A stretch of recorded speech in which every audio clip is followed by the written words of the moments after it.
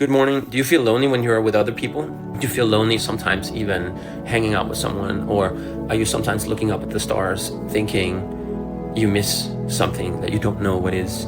Well, I'm here to tell you that your loneliness is only momentarily there and it will momentarily disappear at some moment.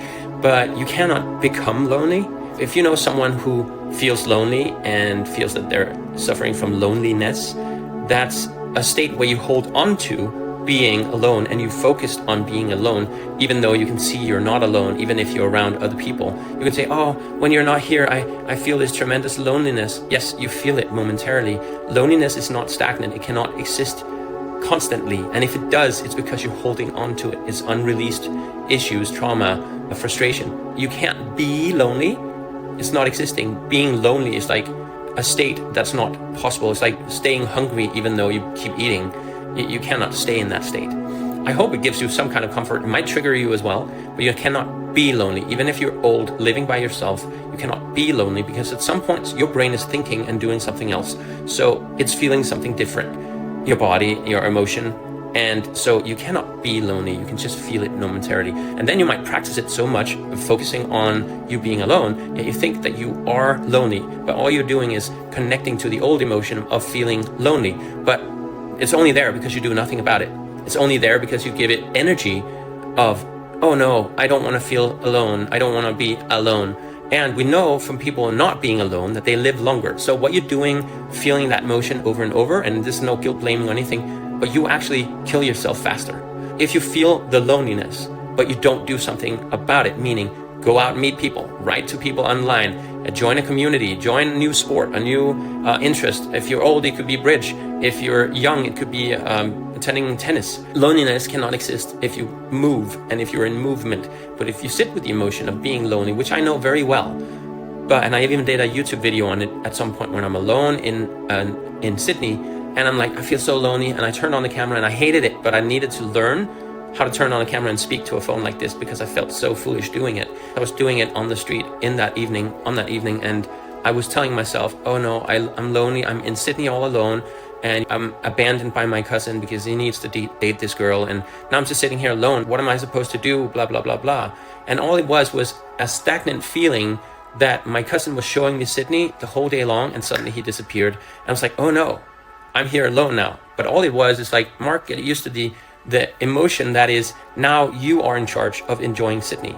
You are the master of your own decisions and your own thinking and your own emotion. Why not sit with that emotion for a while? And what I did, I sat with it and I actually cried. At some point, I'm not laughing because it's foolish, but I was surprised that I was crying, feeling so lonely. But in fact, it was because I finally was alone, and it was a release of enjoying that aloneness and understanding. When I was crying, I was feeling a victim of being like, oh no, I was so satisfied by being taken care of. Other people, my family was taking care of me. So many other people was just around me, trying to make me feel happy and enjoying, so I could enjoy Australia. But in fact, this was just a release of me being alone. And I realized I'm the master of everything that I feel and think. Why would I get so occupied with one feeling out of a million feelings I could feel, one feeling of aloneness?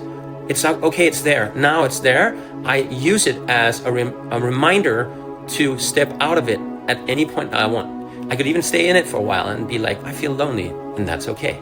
Because it's just, if you sit with the emotion, it will dissolve itself. It will transform itself. Every emotion always it will transform itself. Again, feeling loneliness, you're the master of your emotions. You don't have to feel it.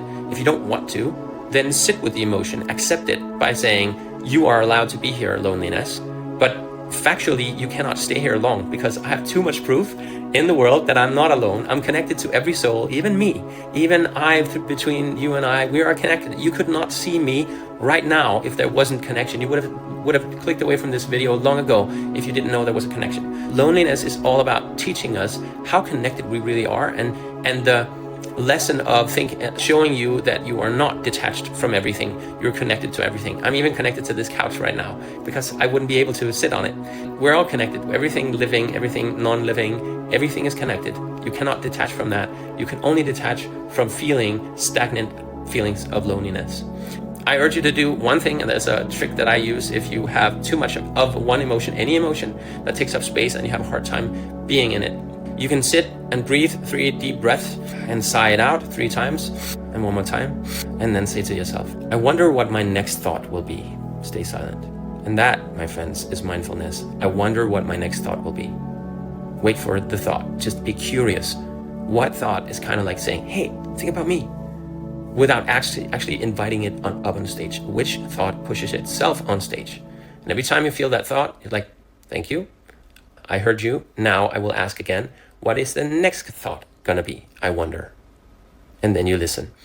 It helped me a lot to understand what meditation and mindfulness is. The more I asked in the beginning, I could only stay in that moment for 1 second, and then eventually 3 seconds, and then eventually 5. I can probably do around 20 or 30 seconds right now with no thought popping up, just silence and nothing else. Anyways, guys, I hope this helped you. If it does, and if it did, please comment coaching down below if you want a one-on-one session. We can even do a clarity call where I can tell you about how I coach people and what it helped you with, what's going to help you in the future. And what I do is actually look into your future, look into your past. Yes, I have that gift of clairvoyance and psychic mediumship. And so I can look at those present and future and combine it, compile it, talk about it in a way where I give you tools how to handle your future and your now, because we can't handle our future. We only live in the now. That's all there is, but I can give you tools. So whatever you're dealing with, business-wise, love-wise, relationship-wise, anything that's connected to your work or your daily living, or anything that has issues in it not, flowing, and it feels stagnant, I can help you resolve that with tools. Clarity call could be just like this, where I talk to you, ask you a few questions, but mostly I don't ask much. I just start doing an intuitive session and then show you what's possible, and then explain after what you get out of a 1 hour session with me. Some people choose to do a 5 session, and some people choose to do 10. But most people, they just do 1 hour and they're good for a couple of months. So it's up to you. I'm Mark Barner. I'm somewhat of a nerd when it comes to spirituality. I don't think there's a life without connection. And I'm trying to teach you how to connect more to self. And thus, by doing that, connecting to others and your higher self, as well as what you might call God.